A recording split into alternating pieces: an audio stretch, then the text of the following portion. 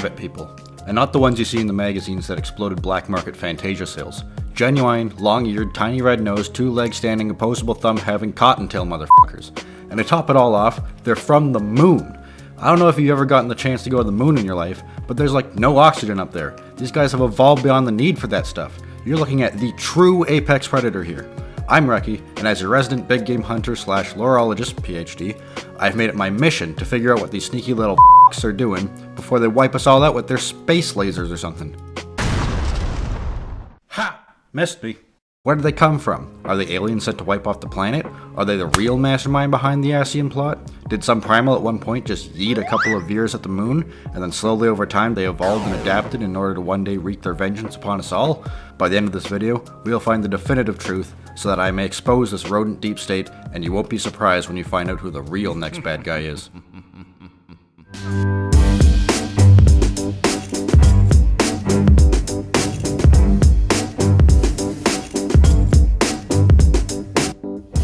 If we're going to understand how to conquer this problem, we first have to understand our enemy. The average Loporrit stands about 2.5 to 3 feet sans the ears. The ears, of course, not acting like your regular ears, but are instead antennae hooked up to a mechanical system hiding underneath their turbine that has the ability to read your thoughts and sell you intrusive ads. It is a girl with a Get penis. Out of my head! The rest of their body contains a skull that my research team has told me is indeed that of a rabbit. However, due to its freakish looking shape, I can only come to the conclusion that it was ripped out of a demon that the early Loporrits killed and implanted into themselves as a scientific experiment that took the course of evolution. Another one of these experiments left them with a Mark II military-grade arm cannon that is hidden sneakily behind one of their gloves. This was of course due to Moon War II that took place when the Loporrits had to fight off Space Canada. They have now since modified it to use in their plans to take over our planet. All of this is powered by a gerbil wheel, which once the gerbil becomes big enough, gets birthed out of the Loporrit and becomes the new Loporrit, thus meaning they reproduce asexually. The rest of their body pretty much is made of biological material that they have either stolen from other living creatures or grew unethically. The other parts under the robe are in knife storage in case the cannon malfunctions, and they also have a hook hand for a foot, which we still don't understand exactly why. Possibly because it was eaten by a space alligator, but also possibly because it's just creepy looking. We can then open up and take a look at their brain to see what occupies their thoughts. As you can see, while they may look peaceful and inviting on the surface, these are actually very violent and manipulative creatures that if you ever came upon one, it would be best to shoot first and ask questions later. While the traditional Loporrit robes seem passive, as their color scheme resembles a peaceful white and blue like a partially cloudy sky with no real threat of bad weather, they are actually symbols of war. Think William Wallace, Hojo Takemune, or the French. You know who else was blue? Probably Fandaniel when he holds his breath for too long.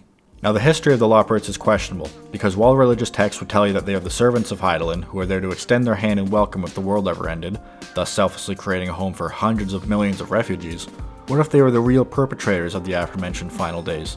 What if they only want to take in everyone for some sick power fantasy, or they only welcome us and let us run around and play in the fields only to slap a free range label on us when we inevitably end up in their moon grocery stores? You ever thought about that? I don't know, I'm just asking questions. You ever notice how when they talk about the end of the world, they seem to be happy? Just asking questions. Now rabbits on the moon may seem far-fetched, but early mythology actually takes the traditional man on the moon, throws it in the trash, and says, nah bro, that's a rabbit. So we have to consider, is it artificially made? These beings have been supposedly building an entire society up there. Is it really much to believe that they didn't terraform themselves on the side of the moon that we can see, as a looming reminder that we are inferior to these sons of bitches? Maybe so it's the last face we see before we get terminated? If that's the case, I'm gonna have to find a way to get to space, and I only have...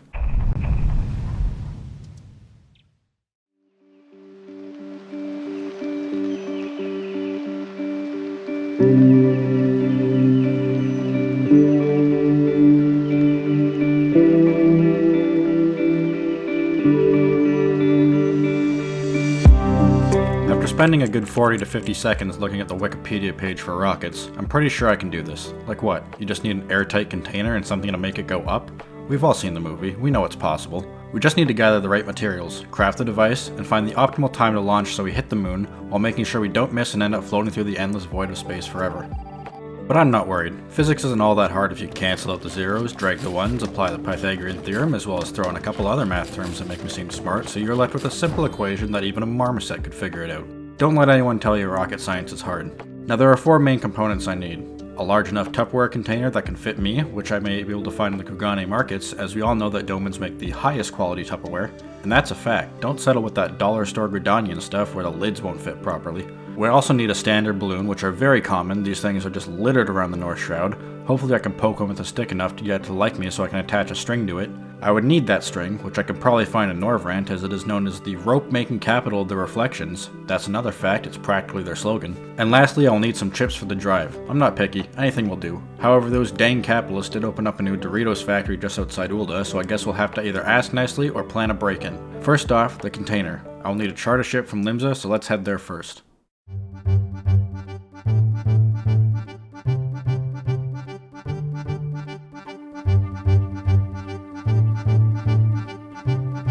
$900 dues.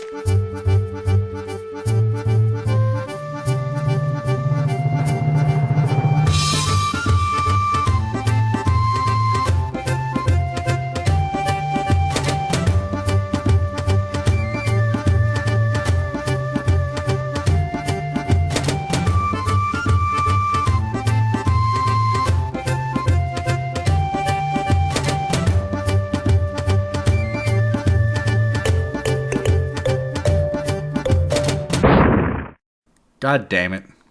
Now we are here to get the balloon. Now you have to be very careful with these guys, as if you do upset them, they are prone to explode. And that is something I just don't need when I'm planning an intergalactic journey. Now here's a good specimen. Just gonna...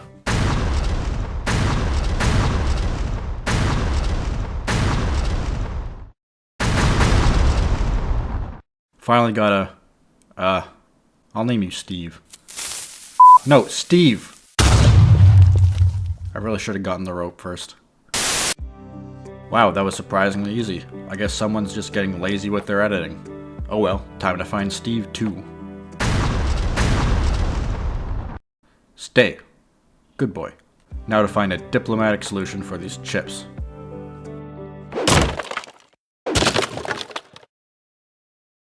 I asked nicely. Everything is set and we're ready to go. All that's left is to get the proper positioning, aim, and go. Launch. Commence. Ah, there it goes.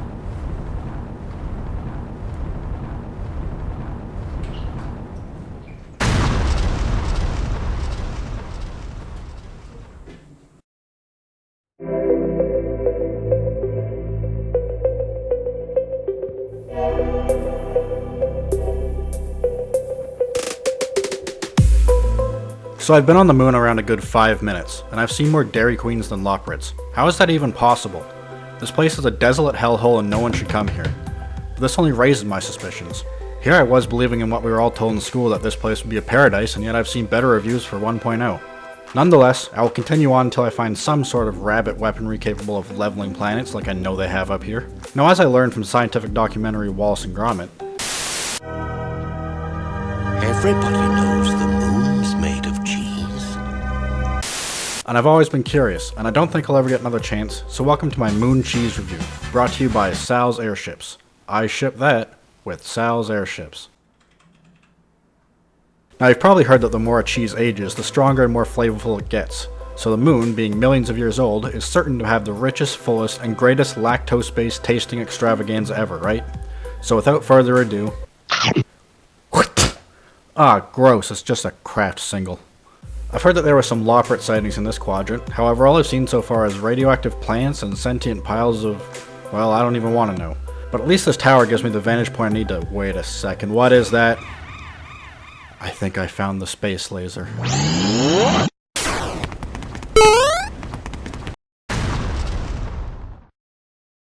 Now, if there's one thing that Loporrits are known for, it's their technology, as they were actually the real ones behind the first iPhone, as well as more recently the blockchain. So it should come to no surprise that they would have the knowledge and the funds to create a weapon so massive it has the capability of leveling planets.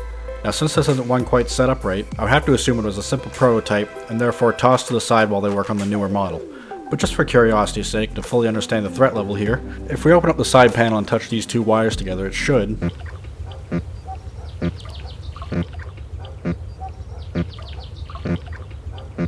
well, I'm sure that'll do something eventually. Now, if there was anything that resembles a home in this wasteland, it would be that castle-like structure in the distance. Of course modeled after the great King Arthur's castle, as that too was designed by a rabbit.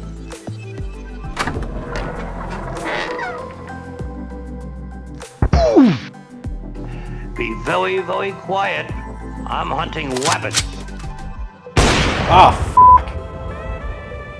Why hello, fellow rabbit. What a lovely day for conquering the galaxy and all that. Say, do you remember the launch codes? Greggingway over there has asked me to check up on them and make sure that they still launch. Properly, that is. What do you mean you have no idea what I'm talking about? It's gotta be in that damn rodent brain of yours if I could just get in the...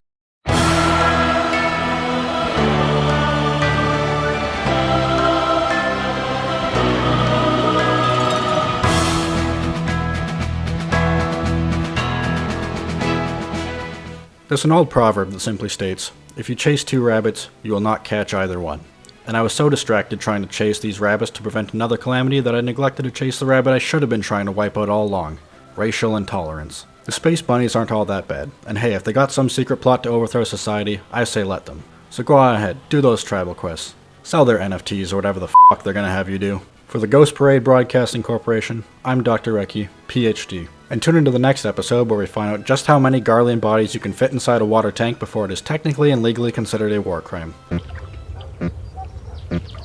Yeah, that seems familiar. Oh shit. Come on, guys, you know who has the best free trial ever?